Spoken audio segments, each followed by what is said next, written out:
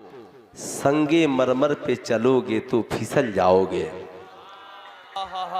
अपनी मट्टी पे ही चलने का तरीका सीखो, संगे मरमर पे चलोगे तो फिसल जाओगे।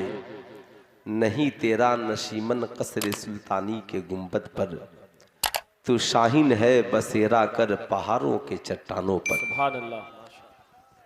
आज ये इल्मी और अदबी महफिल का वजूद सिर्फ इसलिए है ताकि समाज को शिक्षित बनाया जाए, बेशक लोगों को इल्म से जोड़ा जाए। आज मेरी तकरीर का उन्वान है तालीम का मकसद क्या है, बेशक। तालीम कहते किसे हैं। एजुकेशन भाई, ओ भाई खैरियत से हैं? बहुत ज़रूरी से जा रहे हैं, इसीलिए अकेले जा रहे हैं, है ना। देखिए ज़रूरत किसी को पड़ सकती है, ऐसे भी शैतान नहीं चाहता कि कोई नौजवान तकरीर सुने। उसको टेंशन इस बात से है कि कहीं ऐसा ना हो कि तकरीर सुनने के बाद शादी में जहेज मांगना छोड़ दे, तकरीर सुनने के बाद शराब पीना छोड़ दे, तकरीर सुनने के बाद आवारा गर्दी छोड़ दे। इसलिए शैतान को तकलीफ है, और शैतान को तकलीफ देना क्या ये बुजुर्गों का तरीका है। सुभान अल्लाह। शैतान आपको तकलीफ दे तो आप सजदा करके शैतान को तकलीफ पहुंचाइए। अच्छा, ये जो आगे कुर्सियां खाली हैं, इंशाअल्लाह बहुत जल्द लोग आकर के वहां बैठ भी जाएंगे, किसी को खाली रखने की ज़रूरत नहीं है, वरना बहुत जल्द पासबुक पे छपने वाला है कि सोच तू दुनिया में क्या लेकर आया था और यहाँ से क्या लेकर जाएगा। जो चला गया उसकी फिक्र न करना, जो है उसे ला करके जमा कर देना। जिंदगी में कभी पछताने की ज़रूरत तुझे नहीं है। सावधान रहिए, बेदार रहिए। पूरी दुनिया में जितने मज़ाहिब हैं, तालीम किसी मजहब में कंपलसरी नहीं है, फर्ज नहीं है। आप शिक्षित बनकर रहिए या जाहिल बनकर रहिए, मगर जब बात इस्लाम की आई तो आमिना के लाल ने कहा मुसलमान बन गए हो, ईमान लाए हो, इस्लाम के दामन में आए हो। मर्द हो या औरत हो, तलबुल इल्म फरीज़तुन अला कुल्ले मुस्लिमीन व मुस्लिमा। इल्म हासिल करना, शिक्षा ग्रहण करना, तालीम हासिल करना हर मुसलमान मर्द और औरत पर फर्ज है। मर्द हो तो भी पढ़े, औरत हो तो भी पढ़े, बच्चा हो तो भी पढ़े, बूढ़ा हो तो भी पढ़े, महिला हो तो भी पढ़े, पुरुष हो तो भी पढ़े। या रसूल अल्लाह कब पढ़े? याद रखिएगा, इस्लाम में नमाज बाद में फर्ज है, रोजा बाद में फर्ज है, हज बाद में फर्ज है, ज़कात बाद में फर्ज है। बच्चा बालिग होगा तब नमाज पढ़ेगा, बच्चा बेटी बालिगा होगी तब नमाज पढ़ेगी, नौजवान साहब इस्तेतात होगा तब जाकर ज़कात देगा, साहब इस्तेतात होगा तब जाकर हज करेगा। मगर बात जब तालीम की आई, बात जब शिक्षा की आई, तो आमिना के लाल मुस्कुराकर फरमाते हैं उतलबुल इल्मा मिनल महद इलल लहद। इल्म हासिल करने के लिए बालिग होने की जरूरत नहीं है, बल्कि माँ की गोद से लेकर कब्र की गोद तक तुम तालीम हासिल करो, शिक्षा ग्रहण करो।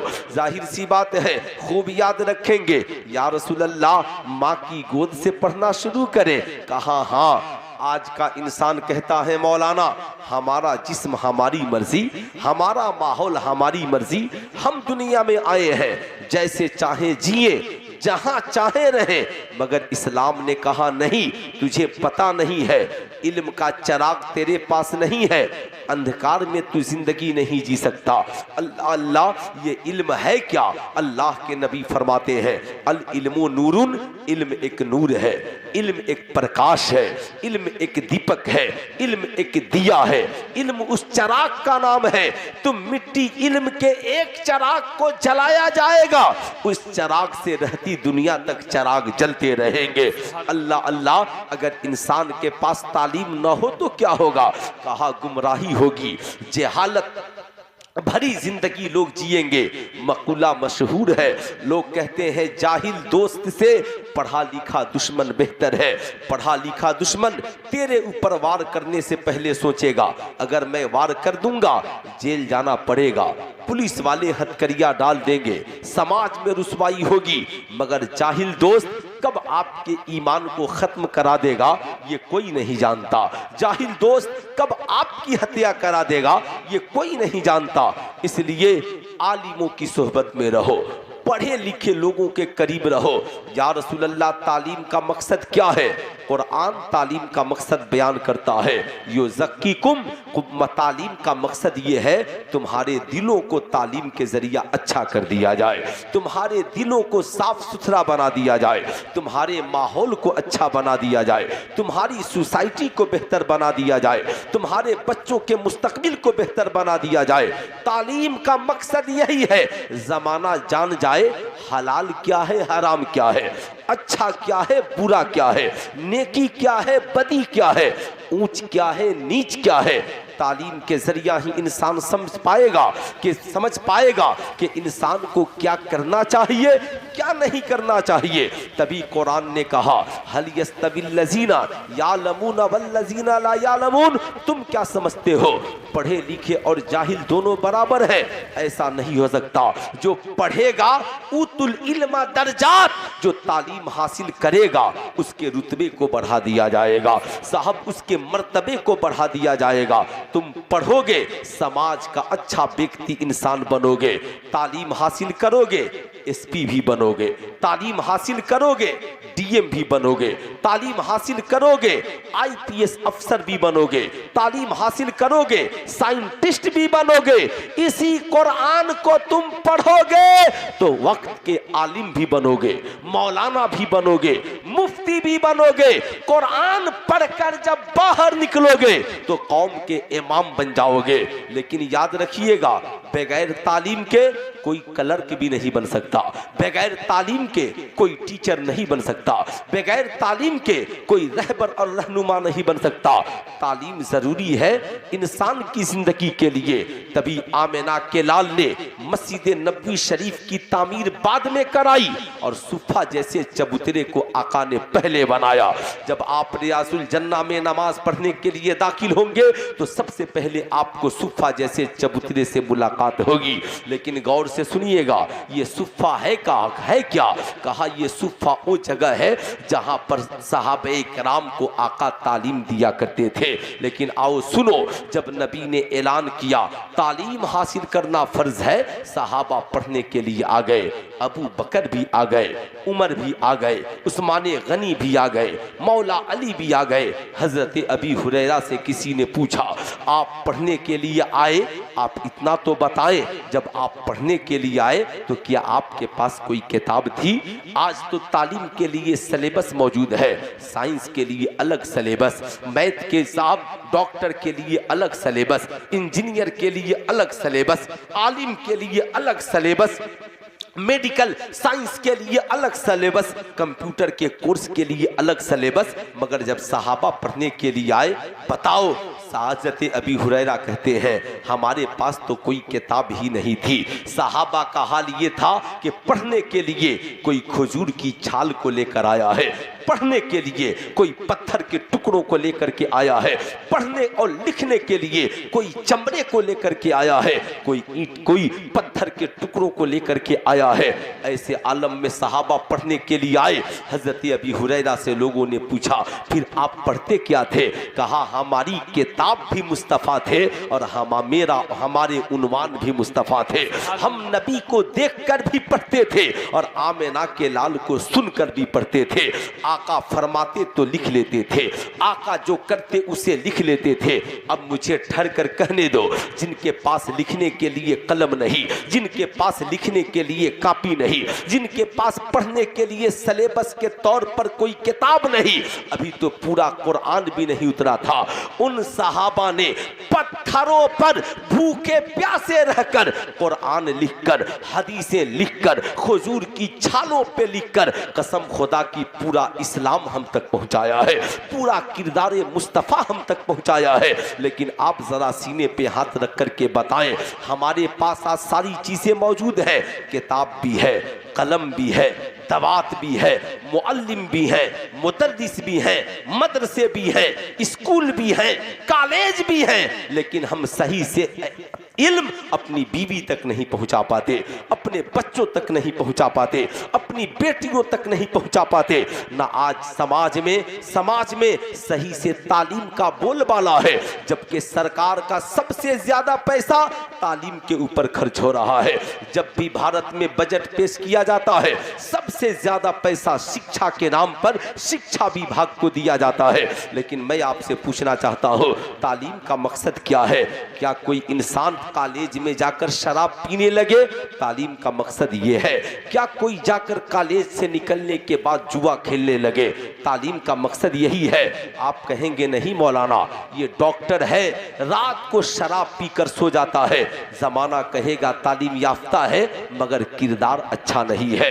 इंजीनियर है, रात को बैठ करके जुआ खेलता है। मौलाना इंजीनियर है, तालीम याफ्ता है मगर किरदारों कैरेक्टर अच्छा नहीं है। साहब आईपीएस अफसर है, थाने में बैठकर शराब की बोतलें तोड़ता है, शराब पीता है, पिलाता है, नाचता है। लोग कहेंगे तालीम याफ्ता है मगर किरदारों कैरेक्टर अच्छा नहीं है। सवाल ये उठता है, क्या हो गया है समाज को? आज जब बात मदरसों की आती है, लोग कहते हैं मौलाना मदरसों में ये तालीम जरूरी है, मदरसों में ये तालीम जरूरी है, इंग्लिश भी जरूरी है, मैथ भी जरूरी है, हिंदी भी जरूरी है।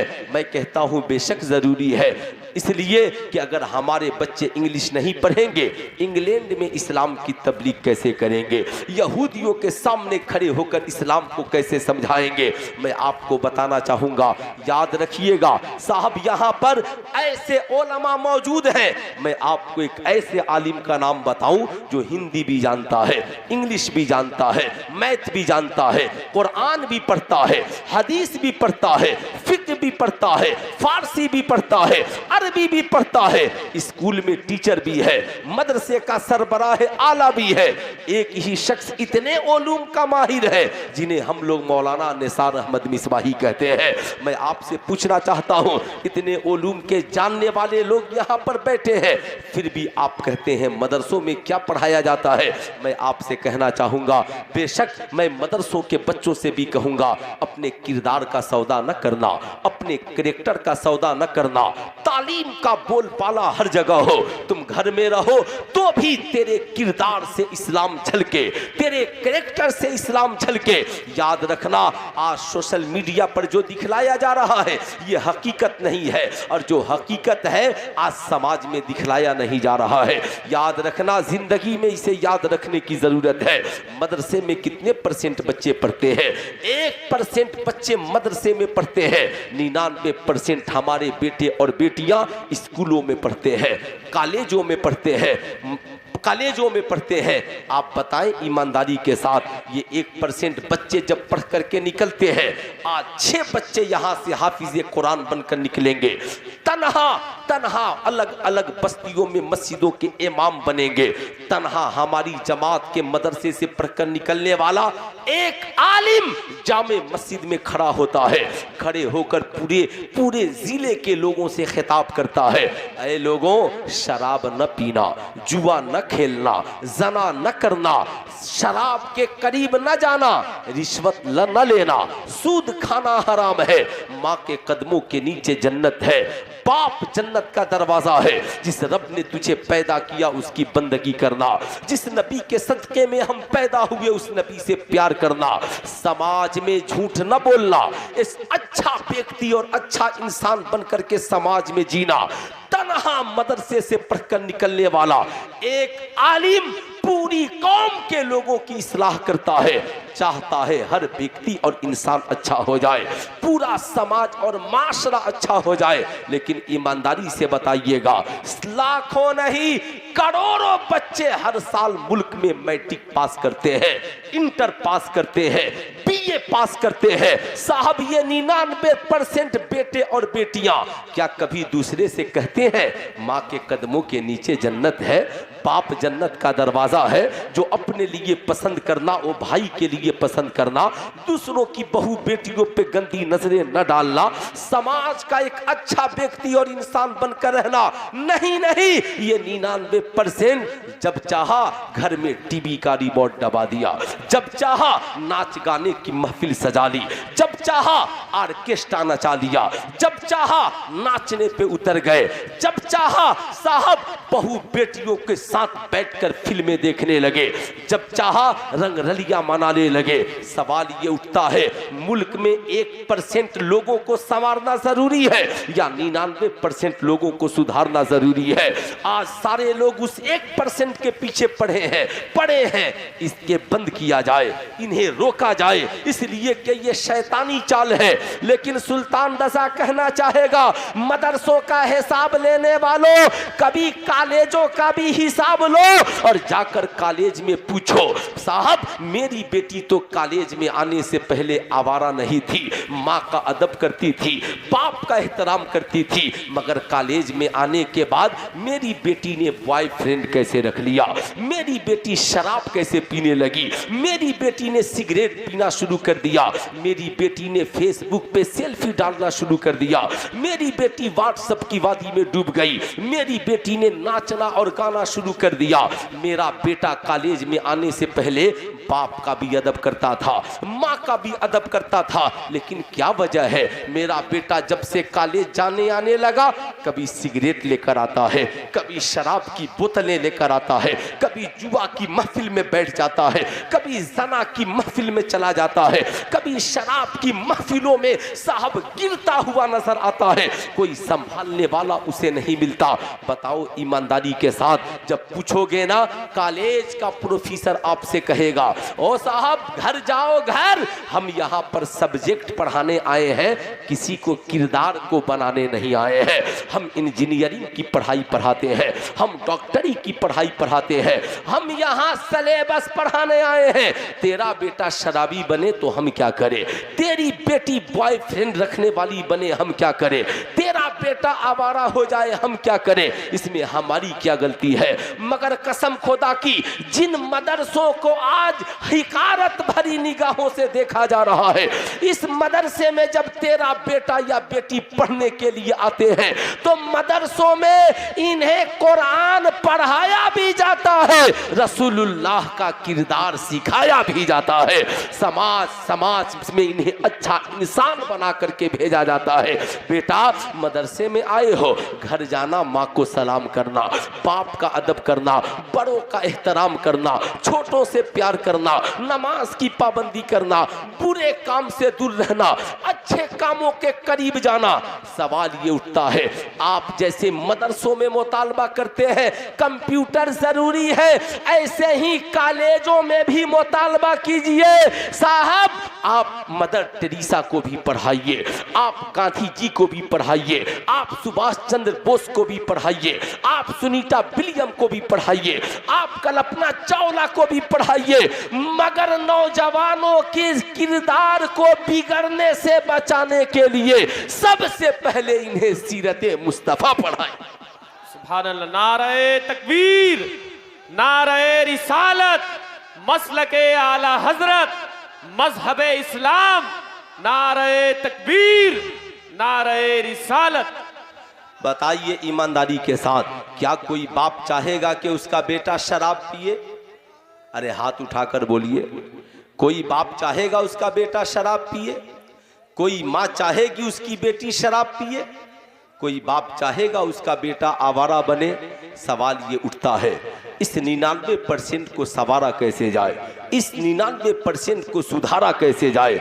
मैं इसके लिए फार्मूला लेकर आया हूं। इसका एक ही रास्ता है, वो रास्ता ये है कि आप अपने बच्चों को स्कूल भेजने से पहले उनके 3 साल जिंदगी की हिफाजत कीजिए। 3 साल बेटा हो या बेटी, उसकी जिंदगी की हिफाजत कीजिए, वरना याद रखिएगा आपकी बेटी डॉक्टर, इंजीनियर, प्रोफेसर बन सकती है, मगर उसकी गोद में आने वाली औलादें अच्छी होंगी कि नहीं, इसकी कोई गारंटी नहीं है।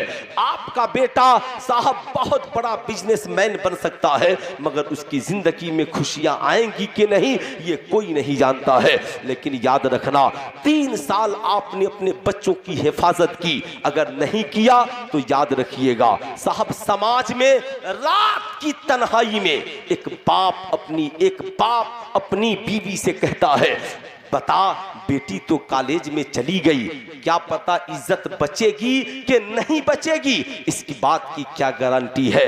माँ कहती है फिक्र न कीजिए, तसल्ली रखिए, तसल्ली, इंशाअल्लाह मेरी बेटी का कदम गलत नहीं होगा।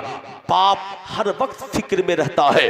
इस्लाम की शहजादियों याद रखना, जब तू घर से कदम निकालती है ना, तेरे कदमों के नीचे माँ की इज्जत है, तेरे कदमों के नीचे तेरे बाप की इज्जत है, तेरे कदमों में तेरी सोसाइटी की इज्जत है। एक बार बेहयाई की तरफ कदम निकालने से पहले जरा उस माँ के चेहरे को देख लेना जिस माँ ने तुझे बड़े नाज से पाला है। एक बार बुराई की तरफ कदम निकालने से पहले जरा उस बाप को भी देख लेना जिस बाप ने बड़े लाडो प्यार से तुझे पाला है। इसलिए आज के इस जलसे से पैगाम लेकर के जाओ, जब मैं ये नहीं कहता तुम डॉक्टर न बनो, तुम इंजीनियर न बनो, तुम प्रोफेसर न बनो। आज टीवी पे डिबेट करने वाली मुस्लिम महिलाएं भी बहुत आ गई हैं। टीवी पे डिबेट होता है, हम किसी मौलाना की मर्जी से अपनी जिंदगी क्यों गुजारेंगे, हमारा जिस्म हमारी मर्जी, हम चाहे जैसे अपनी जिंदगी गुजारे, दुपट्टा ओढ़े न ओढ़े हमारी मर्जी, हिजाब पहने न पहने हमारी मर्जी, हम घर के अंदर रहे बाहर रहे हमारी मर्जी, हम नाचे गाएं खेले हमारी मर्जी, किसी मौलवी का क्या जाता है। मैं कहना चाहूंगा बेशक बहुत तुम्हारा जिस्म तुम्हारी मर्जी, अगर यही बात है ना तुम्हारे जिस्म पे तुम्हारी मर्जी है तो सुल्तान रजा तुझे चैलेंज करता है। ओ अपना जिस्म और अपनी मर्जी बताने वाली शहजादियों, मैं तुझसे पूछना चाहता हूं, अगर तेरे जिस्म पे अपना कंट्रोल है ना तो बता 1 से 100 तक तूने पढ़ा है, तेरा बच्चा तेरे पेट में है, 9 माह तेरे पेट में रहता है, पैदा होने से पहले पेट में ही उसे 1 से 100 तक पढ़ा दे, क से ज्ञा तक पढ़ा दे, डॉक्टर इंजीनियर प्रोफेसर बना दे। लोग कहेंगी महिलाएं कैसी बात करते हो, बच्चा पैदा होता है 3 साल बाद पढ़ने के लायक होता है, 16 साल की उम्र में मैट्रिक करता है, 18 साल की उम्र में इंटर करता है, 22-24 साल की उम्र में इंजीनियर डॉक्टर बनता है। मौलाना कैसी बात करते हो, भला कोई बच्चा माँ के पेट से पढ़कर आता है? मैंने कहा हाँ, यही फर्क है तुम में और उन औरतों में। तुमने कहा हमारा जिस्म हमारी मर्जी, तो तू पेट में अपने बच्चे को एक हर्फ नहीं पढ़ा सकती, मगर सरकार गौसे आजम की मां ने कहा जिस्म हमारा है, मर्जी मेरे मुस्तफा की है, किरदार हमारा है, मर्जी मेरे मुस्तफा की है, कैरेक्टर हमारा है, मर्जी मेरे मुस्तफा की है। जिस मां ने कहा था जिस्म मेरा मर्जी मुस्तफा की, उस मां ने बड़े पीर दस्तगीर सरकार गौसे आजम को दुनिया में जन्म देने से पहले पेट में ही 15 पारा का हाफिजे कुरान बना दिया। तकबीर, नारे रिसालत, फैजाने हुजूर गौसे आजम, नारे तकबीर, नारे रिसालत। माशाअल्लाह। इसलिए आज के इस जलसे से पैगाम लेकर जाना है, जब तुम मजहब में आ गई, मुसलमान हो, इस्लाम के दामन में आ गए हो, अब ये न सोचना कि सर मेरा मर्जी मेरी, जिस्म मेरा मर्जी मेरी, बल्कि एक बार ये देख लेना सहाबा के नक्शे कदम पे, या रसूल अल्लाह खाना कैसे है, या रसूल अल्लाह पीना कैसे है, या रसूल अल्लाह जीना कैसे है, या रसूल अल्लाह शादी ब्याह कैसे करे। अरे तेरा मजहब किसी की तहरीर का मोहताज नहीं है। इस्लाम को अल्लाह ने कुरान जैसी किताब भी दिया है और आमिना के लाल जैसा रहबर भी दिया है, जहां पैदाइश से लेकर मौत तक एक कामयाब जिंदगी का फार्मूला अगर दुनिया में किसी मजहब के पास है तो उस मजहब का नाम मजहबे, जरा हाथ उठा करके बोले मजहबे इस्लाम, और जोर से बोले मजहबे इस्लाम। इस्लाम है। सवाल ये उठता है, आप इस्लाम पे चलते कितना है, आप इस्लाम पे अमल कितना करते हैं। किसी मुसलमान को देखकर आतंकवादी न समझना, कोई जरूरी नहीं है जिसका नाम मुसलमान हो उसका किरदार भी मुसलमान हो, कोई जरूरी नहीं है जिसका खानदान मुसलमान हो उसका कैरेक्टर भी मुसलमान हो, कोई जरूरी नहीं है किसी लड़की का नाम मुसलमान हो तो उसका किरदार और कैरेक्टर भी मुसलमान हो सकता है तस्लीमा नसरीन हो सकती है, हो सकता है सलमान रुश्दी भी हो सकता है वसीम रज़वी भी हो सकता है। याद रखना, जिन लोगों ने अपना जिस्म अपनी मर्जी कहा उनका अंजाम बहुत बुरा हुआ।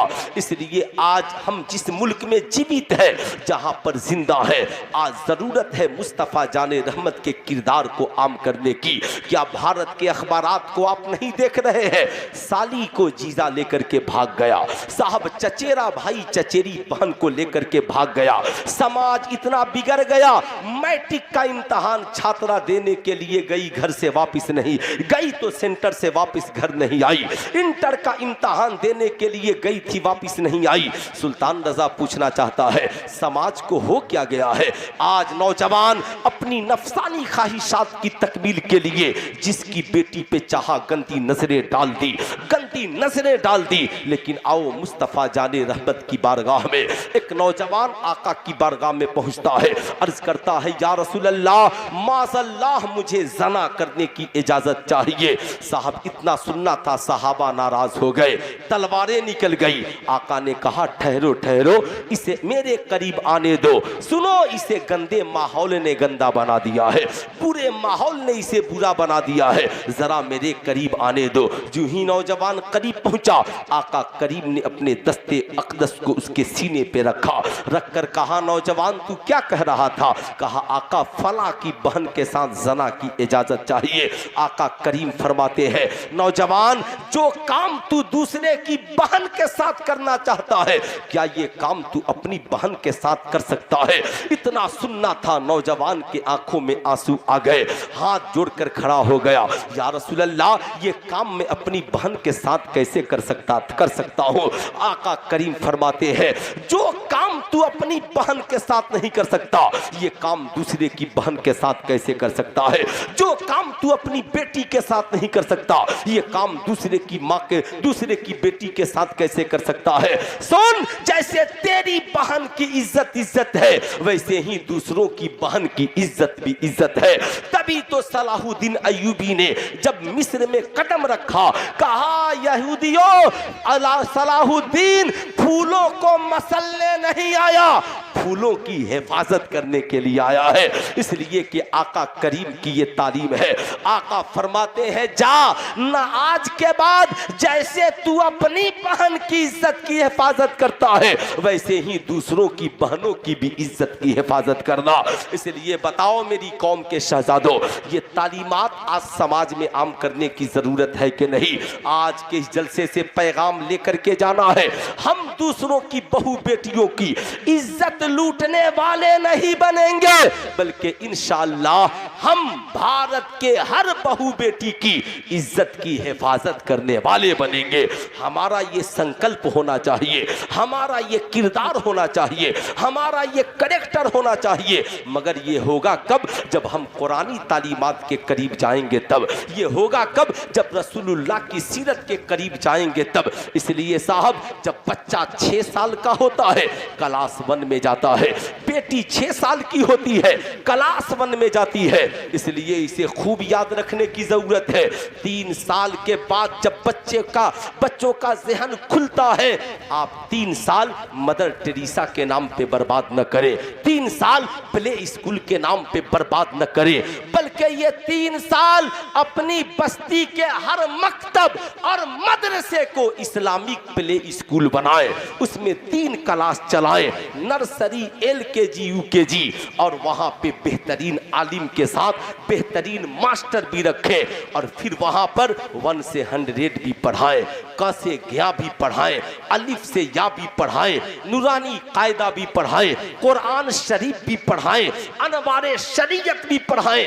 दीवारों पर छोटी छोटी तस्वीरें, छोटी छोटी शराब की बोतल की तस्वीरें बनाएं, और वहां नीचे लिखें शराब पीना हराम है। जहेज के सामान की तस्वीरें बनाएं, नीचे लिखें जहेज मांगना हराम है। आप वहां पे जुआ खेलने वालों की तस्वीरें लगाएं और लिखें जुआ खेलना हराम है। छोटे छोटे बच्चों को छोटी छोटी हदीसें याद कराएं, माँ के कदमों के नीचे जन्नत है, बाप जन्नत का दरवाजा है। मुसलमानों के लिए नमाज जरूरी है।